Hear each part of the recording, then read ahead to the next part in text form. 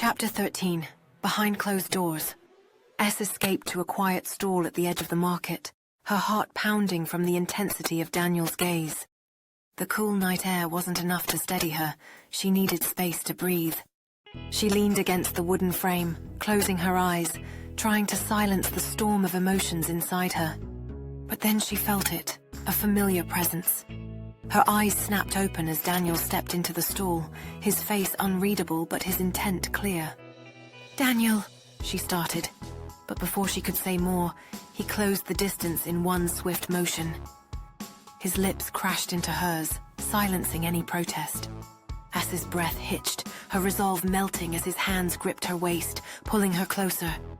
The small stall became their entire world, the sounds of the market fading into nothing. His kiss was raw, urgent, and full of everything they had left unsaid.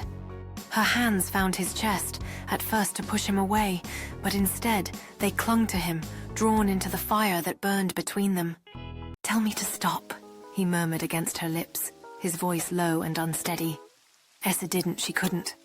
Instead, she let herself fall deeper, her hands threading through his hair as he pressed her against the wall of the stall, raised her skirt up, and entered her with urgency. For that moment, nothing else mattered, not Clara, not the past, not the future. It was fast and very passionate. She almost brought the stall down with her screams, but he placed his hands over her mouth. It was too good. She couldn't remember how good it felt in a while. When they finally pulled apart, both were breathless. Daniel's forehead rested against hers, his voice barely above a whisper. "You can keep running, Essa, but you can't hide from this."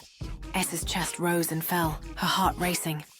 She wanted to speak, but her words were lost in the chaos he left behind.